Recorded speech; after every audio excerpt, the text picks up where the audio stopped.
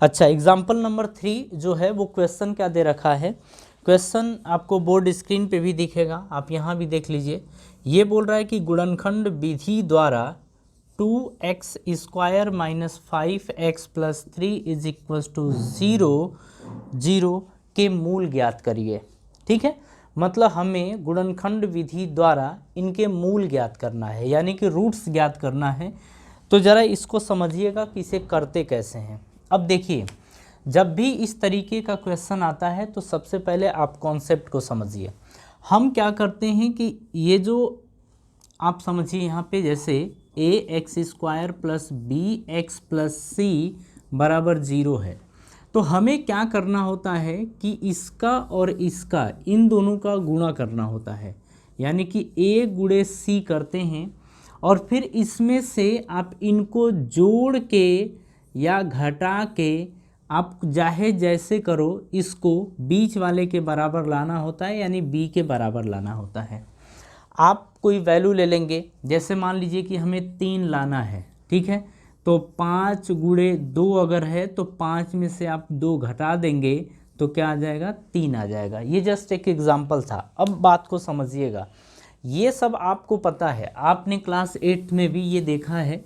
अब यहाँ पे बात कर रहे हैं तो अब समझिएगा आप, जैसा कि हमने बोला कि इसको आप एक बार कंपेयर करिए तो ये आपको A X square plus B X plus C बराबर 0, इसका फॉर्मेट आपको दिख रहा है। ठीक है, यहाँ पे हमने बोला था कि इन दोनों को आप गुणा करिए, तो ए गुणे सी करिए। ठीक है, तो आप क्या करेंगे, अब ऊपर वाले को देखिए, तो हमें 2 और 3 का गुणा करना है, तो 2 और 3 का हम गुणा करेंगे। बात समझ में आ रही है। उसके बाद इनको जोड़ या घटा के, जैसा कि हमने बताया था कि a प्लस सी करके b के बराबर लाइए या a माइनस सी करके b के बराबर लाइए, ये आपके ऊपर है कि आप ऐसा भी कर सकते हैं कि c प्लस a बराबर b, आप ऐसे, या c माइनस a बराबर b, मतलब आप इनमें से, दोनों में से, a में से c घटाइए या c में से a घटाइए, a में c जोड़िए या c में से c में a जोड़िए, बात सेम है, लेकिन हमें बीच वाले के बराबर लाना पड़ता है। ठीक है, इतनी बात आपको समझ में आ गई। चलिए, अब जब ये बात अपने को समझ में आ गई तो हमने ये बोला कि आप 2 और 3 का गुणा करिए, तो 2 और 3 का गुणा करेंगे। उसके बाद इनको क्या करिए, जोड़ के या घटा के 5 के बराबर लाना है, इसके बराबर। तो 2 में अगर 3 जोड़ेंगे तो क्या आएगा, 5 आएगा। 2 में से 3 घटाएंगे तो क्या 5 आएगा, नहीं, ये आएगा। तो फिर यहाँ पे हम ये काम नहीं करेंगे। इसका मतलब ये है कि 2 और 3 को आपस में जोड़ना है। ठीक है, तो अब क्या करेंगे, यहाँ पे ये लिखेंगे कि जैसे हमने बोला कि 2 गुणे 3 है, तो आप 2 प्लस 3 करेंगे। मतलब हमने क्या किया कि देखिए, ये तरीका होता है, लेकिन इन्हीं दोनों को आपस में जोड़ के या घटा के इसके बराबर लाना होता है। तो इन दोनों को जब जोड़ेंगे 2 और 3, तब जाके होगा 5 के बराबर। यानी कि ये जो 5 लिखा है ना, इस 5 को हम लिख सकते हैं 2 प्लस 3, 5 को हम लिख सकते हैं 2 प्लस 3। तो अब ज़रा यहाँ पे समझिएगा कि 2x स्क्वायर माइनस, अब देखिए 5 को हम क्या लिखे थे, 2 प्लस 3 ये लिखे थे। अब 5 को तो हमने लिख दिया 2 प्लस 3, अब ये x है, आप यहाँ x लिखिए, प्लस 3 है तो आप ये लिखिए बराबर 0। अब समझिएगा 2x स्क्वायर, अब यहाँ से आप क्या करिए, माइनस इसके आगे प्लस है, तो माइनस का प्लस में गुणा करेंगे तो माइनस आएगा। ये 2 है ना, अब x का गुणा इसमें करिए, या फिर अपन ऐसे कर लेते हैं। चलिए हटाइए, आपको हम दोनों तरीके से करेंगे, लेकिन पहले आप ये समझ लीजिए, माइनस है, इसको रहने दीजिए। अब क्या करिए, x का गुणा 2 में करिए, तो 2x आएगा, बीच में प्लस है, प्लस रखिए। x का गुणा 3 में करेंगे तो 3x आएगा, प्लस 3 बराबर 0, ये आ गया। ठीक है, अब देखिए इसे हम लिखेंगे 2x स्क्वायर। अब क्या करिए, इसको खोलिए, तो जब ये कोष्टक हटेगा, तो अब देखिए क्या होगा, माइनस ये है, इसके आगे प्लस है, तो माइनस का प्लस में गुणा होगा तो माइनस। अब ये 2x है ना, तो ये 2x रहेगा, माइनस का प्लस में गुणा होगा तो माइनस। अब ये 3x आप ऐसे लिख लेंगे, प्लस 3 बराबर 0। ठीक है। अब देखिए इन दोनों में अब जोड़ा बनाइए, ये दोनों देखिए एक साथ लेंगे, मतलब इनमें से हम इन दोनों को एक साथ लेंगे, फिर इन दोनों को एक साथ लेंगे, ऐसे हमें लेना पड़ेगा, ठीक है। अब देखिए इन दोनों में कॉमन क्या दिख रहा है, एक तो 2 और ये 2 दोनों में दिख रहा है, तो 2 कॉमन ले सकते हैं। अच्छा, एक्स स्क्वायर को हम क्या लिख सकते हैं, एक्स स्क्वायर को x गुणे x लिख सकते हैं। फिर यहाँ पर भी तो एक x है, तो दोनों में से कॉमन एक बार फिर से क्या आएगा, x भी आएगा, तो आप दोनों में से कॉमन 2x लेंगे।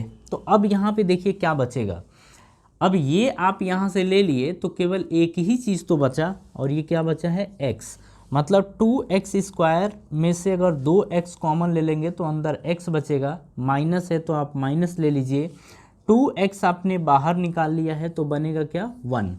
यहाँ पे देखिए 2x गुणे 1 लिख सकते थे, 2x को मतलब हम यहाँ की बात कर रहे हैं, यहाँ की बात कर रहे हैं, 2x गुणे 1 लिखते, 2x को हम बाहर ले लिए तो अंदर क्या बचा, 1, तो ये 1 बचा। यहाँ से माइनस तो माइनस।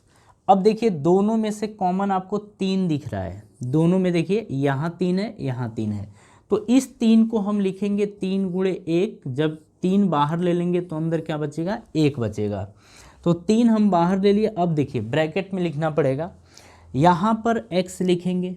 अब यहाँ से समझिएगा, जब अपन माइनस का कॉमन लेते हैं तो अंदर वाला साइन चेंज हो जाता है, जब हम माइनस का कॉमन लेते हैं तो अंदर वाला जो चिन्ह है ना, प्लस का माइनस और माइनस का प्लस हो जाता है, जब माइनस कॉमन लेते हैं तब। तो यहाँ पे हमने माइनस कॉमन लिया है तो अंदर वाला क्या बन जाएगा, माइनस, और जैसा कि 3 गुणे 1 तो अब क्या बचेगा, 1, तो यहाँ पर 1 बराबर 0, ये बना। अब देखिए यहाँ से x माइनस 1 दोनों में कॉमन दिख रहा है, हाँ बिल्कुल दिख रहा है, तो x माइनस 1 कॉमन ले लेंगे। अब अंदर क्या बचेगा, जब ये दोनों में से आप इसको और इसको हटा देंगे तो अंदर बचेगा 2x माइनस 3, तो 2x माइनस 3 ये बना, ठीक है, और बराबर क्या लिख लेंगे, 0। तो अब समझिएगा यहाँ पे हमने क्या लिखा, हमने देखा x माइनस 1, तो x माइनस 1 ये हो गया, फिर यहाँ से 2x माइनस 3, 2x माइनस 3 बराबर 0, ये बन गया।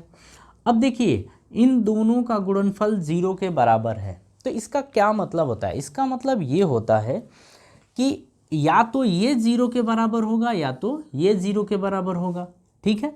तो एक बार हम क्या करते हैं कि x माइनस 1 को 0 के बराबर, मतलब एक बार इसको 0 के बराबर ले लेते हैं और एक बार इसको, मतलब 2x माइनस 3 बराबर 0 रख देते हैं।